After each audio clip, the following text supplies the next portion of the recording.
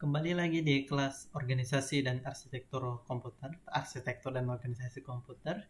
Kita kembali dan kita akan bahas tentang instruksi komputer.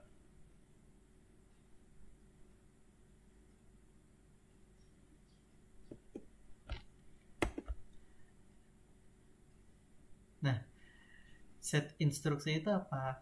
Set instruksi itu adalah kumpulan instruksi lengkap yang dapat dimengerti oleh CPU. Ya. Jadi di situ akan kita bahas tentang kode mesin, biner, dan kode assembly. Ya. Jadi apa yang kita diskusikan sebelumnya ini itu dia tidak bisa disentuh langsung oleh user atau programmer ya, atau programmer software biasa ya. Jadi jika programmer itu dia menggunakan bahasa yang high level atau yang tingkat tinggi seperti Pascal atau ADA, maka dia hanya bisa menyentuh sedikit dari arsitekturnya komputer yang tidak terlihat gitu.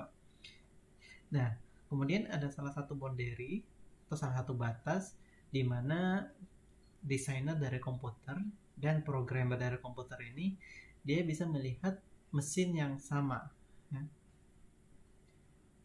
Dia bisa melihat komputer dari hal yang sama ya. Hal tersebut namanya instruction set atau set instruksi.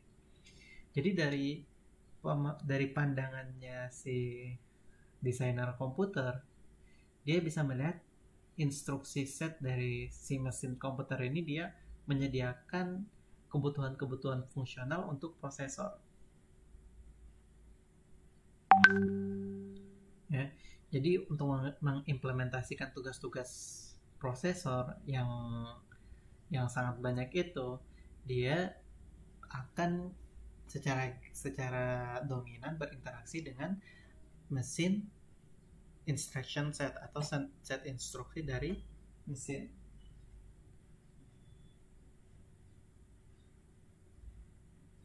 Nah, kemudian kalau seorang programmer yang ingin melakukan programming software ya, dia tinggal berkaitan dengan ya hal-hal seperti register, kemudian struktur dari memori ya, kemudian tipe data yang disupport oleh mesinnya itu ya, kemudian juga tentang ALU ya, arithmetic logic unit ya, seperti yang sudah teman-teman baca di slide dari pertemuan sebelumnya ya. Oke. Jadi elemen instruksi ya. Jadi setiap instruksi itu dia harus memuat informasi yang dibutuhkan oleh prosesor untuk mengeksekusi suatu task. Ya. Jadi elemen-elemen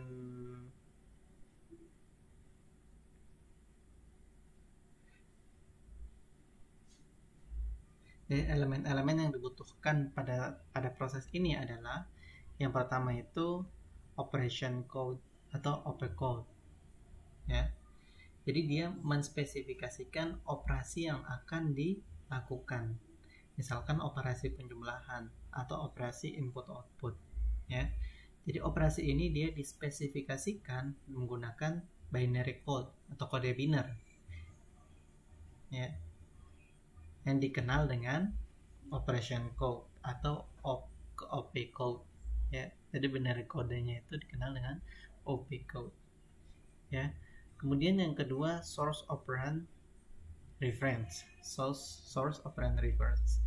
Jadi suatu operasi itu dia bisa saja meliputi satu atau lebih sumber operands ya. Operands itu maksudnya pemprosesannya itu, misalkan 1 tambah 2 ya, berarti tambahnya itu adalah operands. Nah, jadi operands itu dia merupakan input untuk operasi.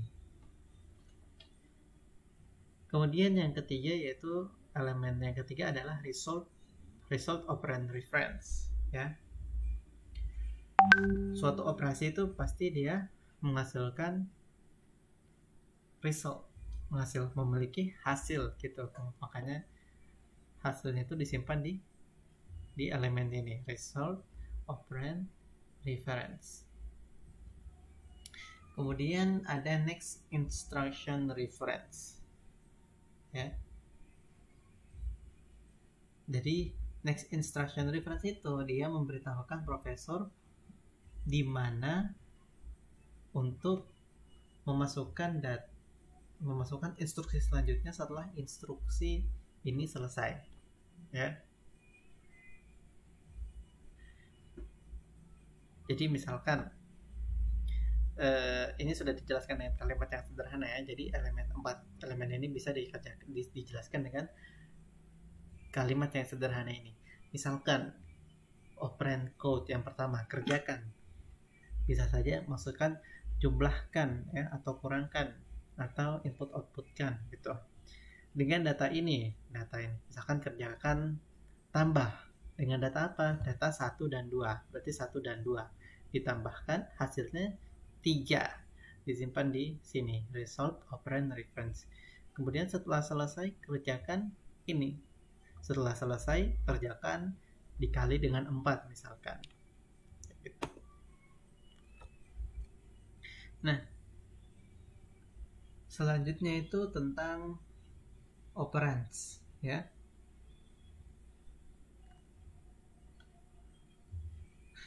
Operands itu dia bisa didapat dari mana? Yang akan kita proses itu dia bisa dapat dari mana? Jawabannya ada bisa salah satu dari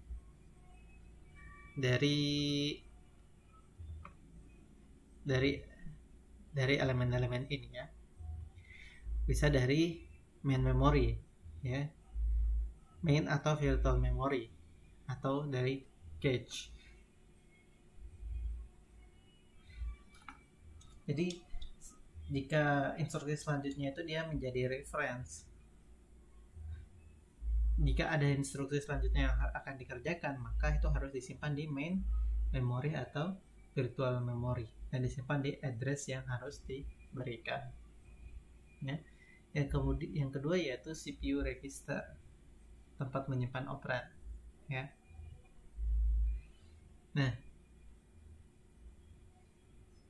Nah, prosesor itu dia bisa memuat satu atau lebih register yang bisa digunakan sebagai tempat mengambil instruksi mesin, ya. Jika hanya ada satu register,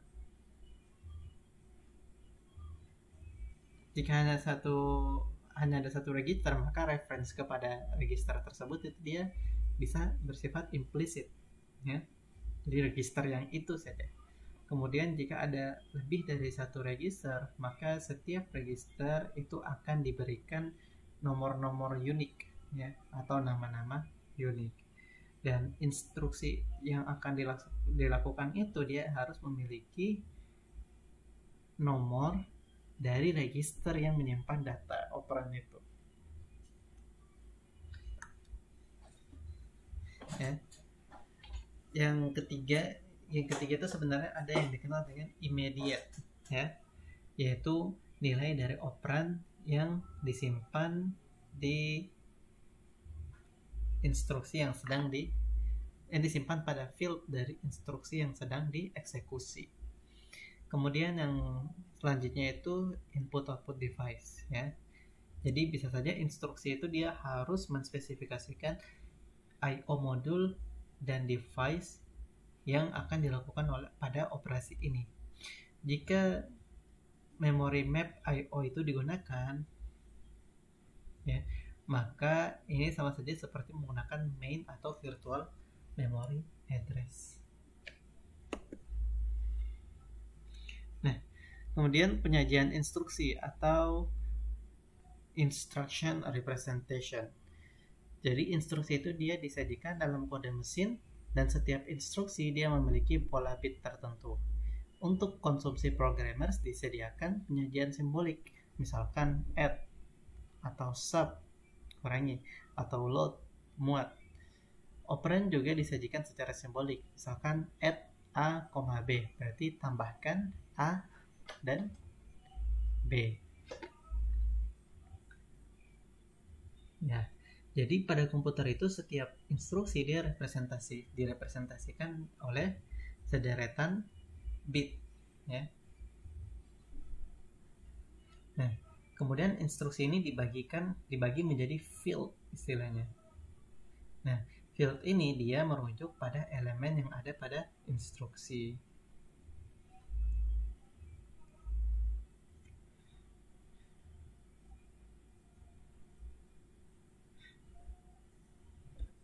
Ya, jadi misalkan add A, B ini bisa berarti menambahkan nilai yang berada pada lokasi A ke nilai yang berada pada lokasi B ke konten yang berada pada register A, kayak gitu.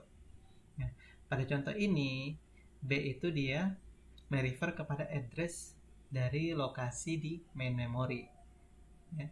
Dan A itu dia merefer kepada register tertentu misalkan. Nah, jadi harus kita catat bahwa operasi ini dia dilakukan pada konten dari lokasi, ya, bukan pada alamatnya, ya. Jadi A dan B ini hanya alamatnya, dan operasi penyebelahan itu dilakukan pada data yang berada di dalamnya A itu. Nah, jenis-jenis instruksi, ya.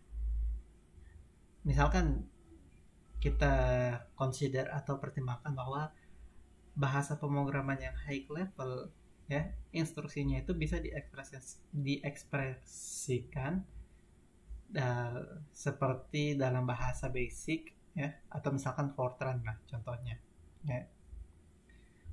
Misalkan X sama dengan X tambah Y, ya. Jadi statement X sama dengan X tambah Y ini dia memerintahkan komputer untuk menambahkan nilai yang disimpan di Y kepada nilai yang disimpan di X, dan hasilnya disimpan di X, gitu. Dan kemudian bagaimana dia akan mempengaruhi, ya, instruksi dari mesin, ya. Kita bisa beranggapan misalkan variabel X dan Y itu dia terhubung ke lokasi 513 dan 514 misalkan. Kemudian kita bisa asumsikan simple set machine instruction atau set instruksi mesin dari operasi ini bisa saja dilakukan dengan 3 instruksi, ya. Misalkan pertama, load register yang memiliki load konten pada register dengan konten pada memori location 513 gitu. Kemudian kedua, tambahkan konten dari memori pada lokasi di 514 ke register, ya. Kemudian ketiga, simpan konten dari register di memori pada lokasi 513. Misalkan kayak gitu, ya. Nah,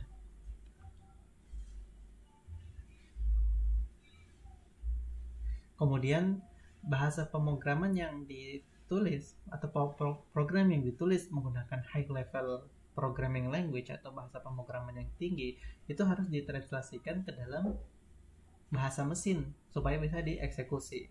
Maka kita butuh beberapa set mesin instruksi atau instruksi mesin yang harus bisa memenuhi dan harus bisa mengekspresikan instruksi tersebut dari high level language, ya. Nah, dengan pemikiran ini maka kita bisa mengkategorisasikan instruksi, tipe-tipe instruksi itu sebagai 4 berikut ini. Yang pertama yaitu data processing, ya. Itu misalkan instruksi yang berupa aritmetik dan instruksi, arithmetic dan logic. Kemudian data storage atau main memory, ini misalkan berupa instruksi yang merupakan perpindahan data ke dalam atau keluar register dan atau lokasi dari memori. Kemudian yang ketiga yaitu data movement. Ini bisa berupa input-output instruksi. Ya. Keempat kemudian berupa program flow control. Ya. Ini bisa merupakan instruksi test dan branch, instruksi cabang misalkan.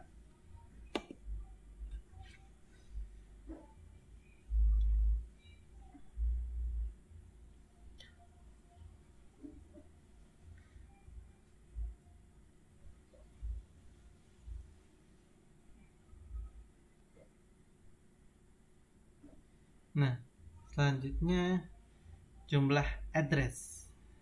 Ya. Dalam jumlah address ini kita bisa pakai 3 address misalkan.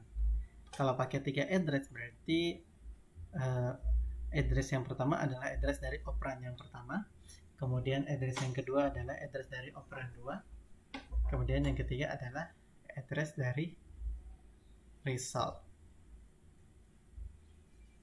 Operan pertama, operan kedua, dan result. Ya.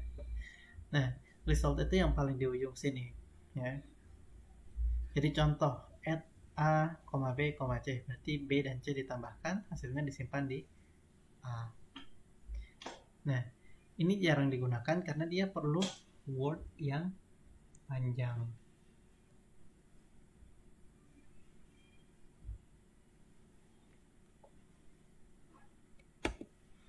Nah, bisa juga menggunakan 2 address ya.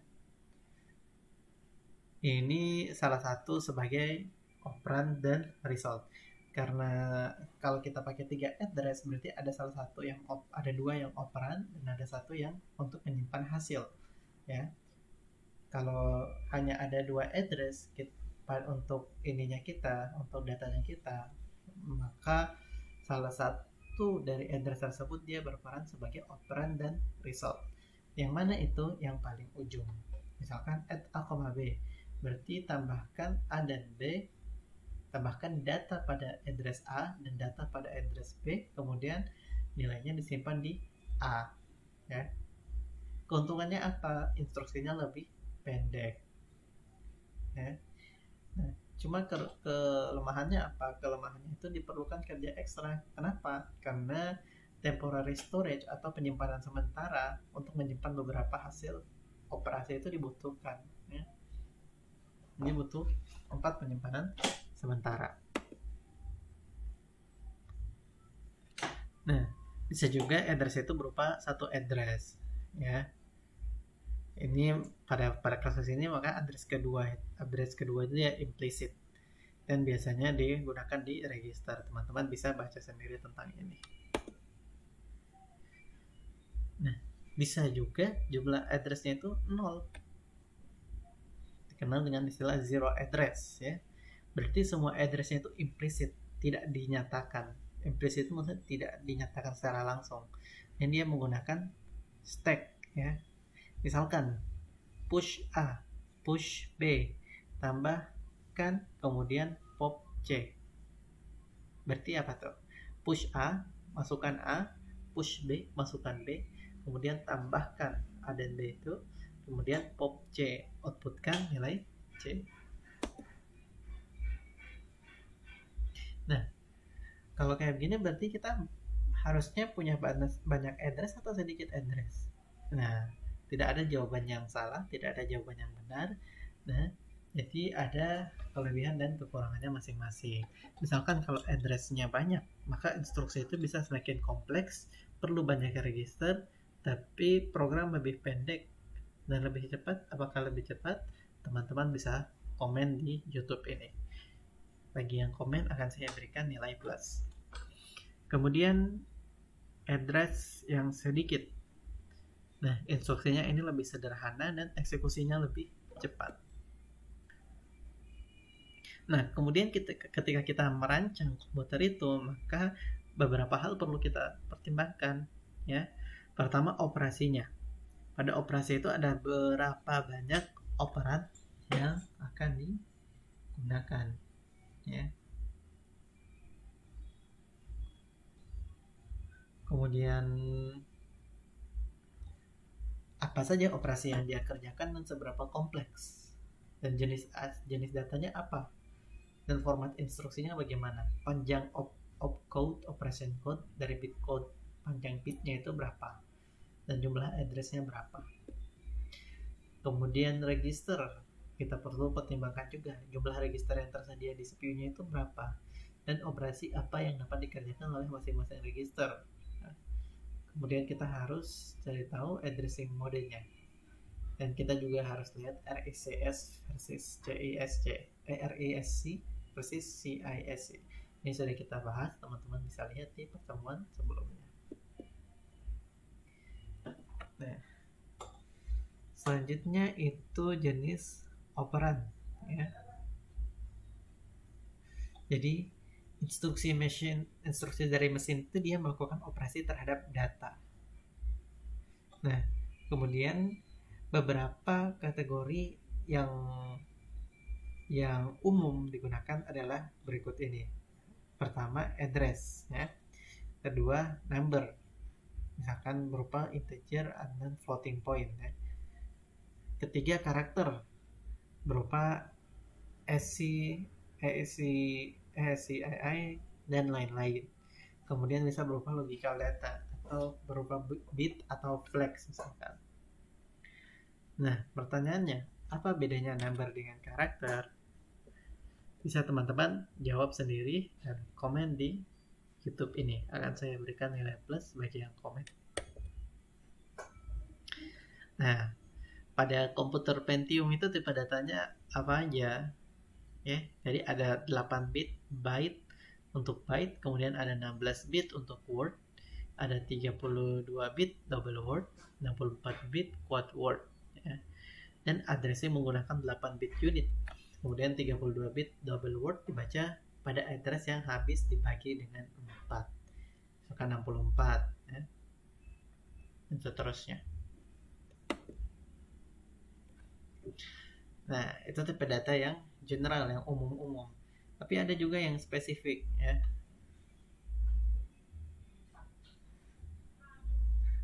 Ya, misalkan general ini misalkan is biner sembarang gitu. Habis itu ada juga integer, single binary value. Ada ordinal, unsigned integer. Ada unpacked BCD, 1 digit per byte. Ada packed BCD, ada near pointer, ada bit field, byte string, floating point, ya. Teman-teman bisa cek ini sendiri, ya. Mulai dari general, ya. Kemudian general seperti yang sudah tadi kita bahas, ya, tadi sebelumnya. Kemudian integer, ya. Jadi nilai binary yang di-assignkan atau ditaruh atau diletakkan, dan dia memuat byte, word atau double word, dan menggunakan dua komplement yang direpresentasikan menggunakan dua komplement. Kemudian ada ordinal, ya. Misalkan integer yang tidak diassign yang memuat byte, word, dan double word. Nah, kemudian tipe data pada komputer Pentium, ya. Teman-teman bisa cek sendiri di buku Stalling halaman 324. Itu tadi jenis datanya. Kemudian jenis operasinya itu apa? Ada data transfer, ya, ada arithmetic, ada logical, conversion, input output, system control, transfer control. Nah, jumlah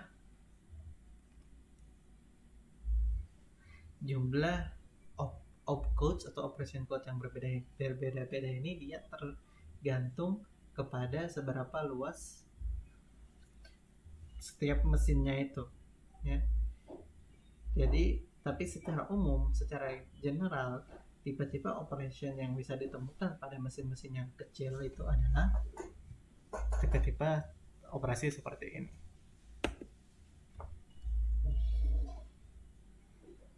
Kemudian selanjutnya data transfer, ya. Data transfer ini berarti yang dilakukan pada proses ini adalah kita menentukan source, ya, tempat asal dari data, destination, ditransfer kemana, dan jumlah data yang mau ditransfer. Nah, jadi instruksinya ini berbeda untuk setiap data movement yang berbeda. Nah, misalkan contoh pada IBM 370, ya, atau misalkan bisa juga satu instruksi dengan address yang berbeda. Instruksinya sama tapi address-addressnya yang berbeda. Misalkan pada fax. Kemudian ada arithmetic, berupa penjumlahan, pengurangan, perkalian, pembagian, ya. Jadi memasukkan integer, memasukkan floating point juga bisa, ya. Kemudian bisa termasuk operasi increment, ya, berupa ditambah 1, A sama dengan A tambah 1, atau decrement, atau dinegasikan, A jadi minus A. Kemudian logical, berupa proses binary, ya, misalkan AND, OR, dan NOT. Konversi juga bisa, konversi dari biner ke desimal. Kemudian input-output, ya, misalkan tersedia instruksi khusus atau digunakan instruksi data movement, memory map, atau dikerjakan oleh controller di ME yang sudah kita bahas pada pertemuan kurang lebih 2 minggu lalu. Kemudian sistem kontrol,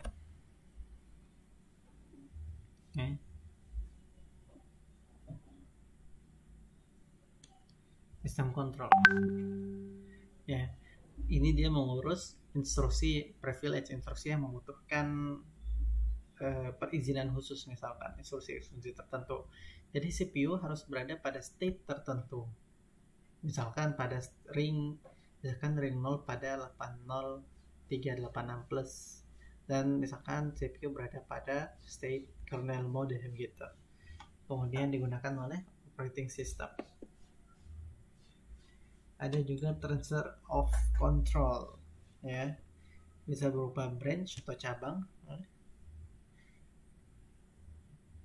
Nah, misalkan masuk ke X atau bercabang ke proses X jika hasilnya adalah 0, ya. Bisa juga berupa skip, ya, misalkan tambahkan dan skip jika suatu menemukan hasil 0 gitu. Kemudian sisanya bisa teman-teman baca sendiri.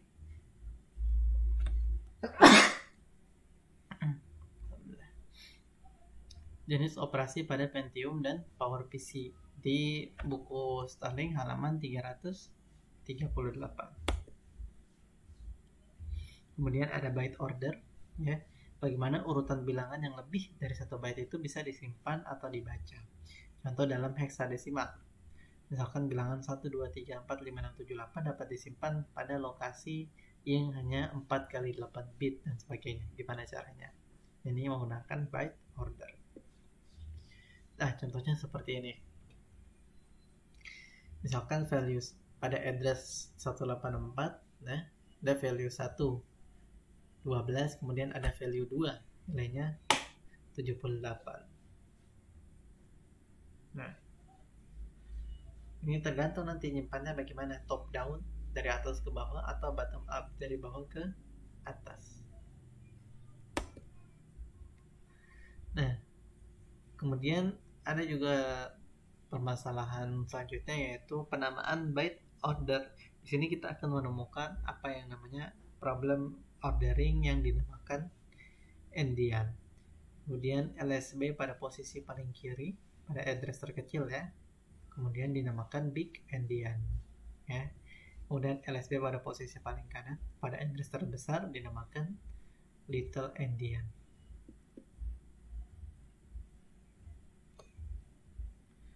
Nah, standarnya komputer sekarang itu seperti apa, ya? Kalau kita lihat Pentium 80 X86, ya. Jadi fax itu dia adalah contoh Little Indian yang menggunakan Little Indian. IBM 370 ya, Motorola 680, X0 ya, Mac ya, dan RESC ya. Yang lain adalah Big Endian ya. Internet itu dia pakai Big Endian, dia membuat program untuk internet pada PC lebih susah. Winsock menyediakan HTOI atau Host to Internet, dan ITOH Internet to Host untuk keperluan konversi. Oke, sekian itu dia untuk pertemuan kali ini.